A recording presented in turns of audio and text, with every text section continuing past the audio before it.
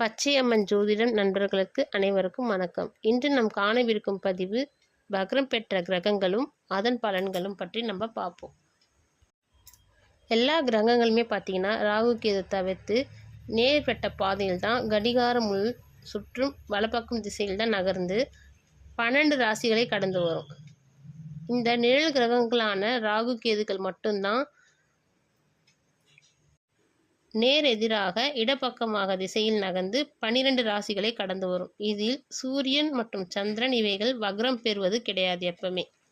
ஏன்னா அவங்க 2 பேருமே ஒளி கிரகங்கள்.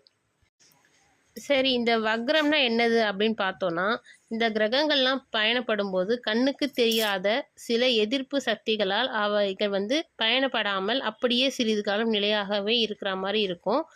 பார்க்கறதுக்கு பின்னோக்கி நகர்ந்து இருக்கிற மாதிரி இருக்கும். மேலும் நேர்பாதையில் பயணத்தை தொடரும். இதில் பின்னோக்கி நகர்ந்து செல்லும் செயலே தான் நம்ம வக்ரம் நிலை என்று நம்ம சொல்கிறோம். எப்பவுமே ஒரு கிரகம் பார்த்திங்கன்னா வக்ரம் அடைஞ்சு அஸ்தங்கம் அடையாமல் இருந்ததுன்னா மிகவும் வலுவாக இருக்குது. அதுபோல் வக்ரம் அடைந்த ஒரு கிரகம் உச்சம் அடைதுன்னு சொல்லுவாங்க. அதாவது ஒரு பலமாக இருந்து அல்லது ஒரு எதிரி வீட்டில் ஒரு பகை வீட்டில் அமர்ந்தாலோ அந்த கிரகம் வலுவாக இருக்கிறது. மொத்தத்தில் வக்ரபலம் பெற்ற ஒரு கிரகம் ஒரு நிலையான அசாதாரண தன்மை அல்லது விபரீதமான நிலை பெற்று பலன்களை தரவல்லது. பொதுவாக பார்த்திங்கன்னா சூரியன், சந்திரன், ராகு, கேது தவிர சூரியன் இருக்கும் இடத்திலிருந்து 5, 6, 7 இடத்துல கிரகங்கள் இருந்தால் வக்ர நிலையை அடையும். புதன் பார்த்திங்கன்னா வருஷத்துக்கு 3 முறையும், சனி மற்றும் குரு பார்த்திங்கன்னா ஒவ்வொரு வருஷத்துக்கும் சில மாதங்களும், செவ்வாய், சுக்கிரன் 2 வருடங்களுக்கு ஒரு முறையும் வக்ரகதி பெறும்.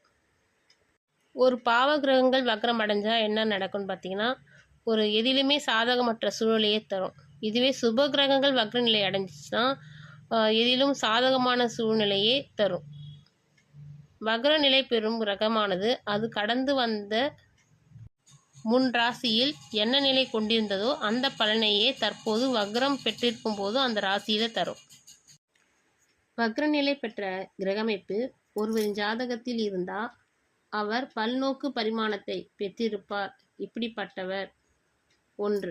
இந்த பிறவியில் கீழ்நிலை பெற்றோ அல்லது மேல்நிலை பெற்றோ இருந்து மற்ற பாதி, அதாவது பாதிக்கு பாதி இந்த பிறவியில் அடையாமலே இருப்பார் என்பது நிதர்சனம்.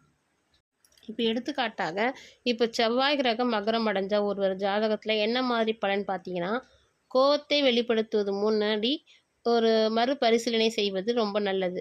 போட்டி சூழல்களை கையாள்வது ரொம்ப சிரமமாக இருக்கும். அடக்குவதற்கு முனைதல், மன அழுத்தம் அவங்களுக்கு ரொம்ப அதிகமாக இருக்கும். செவ்வாய் வக்ரம் அடைஞ்சவங்க பார்த்தீங்கன்னா ஆன்மீக ஆசையை அதிகமாக தூண்டும். அதிக தூக்கம் வரும். வெளி வட்டார இந்த உடற்பயிற்சியெலாம் நான் உங்களுக்கு செய்யணும் போல இருக்கும், செய்வாங்க. அப்போது குரு வக்ரம் அடைஞ்சால் என்ன மாதிரி பலன் பார்த்தீங்கன்னா, நம்பகத்தன்மை இருக்கும். எதுவுமே ஒரு சீக்கிரத்தில் நம்ப மாட்டாங்க, சந்தேகமாகவே இருப்பாங்க. நம்ம உள்ளுக்குள்ளே ஒரு உயர்வாக எண்ணி ஏதோ ஒரு மனோபலத்துடனே இருப்பாங்க.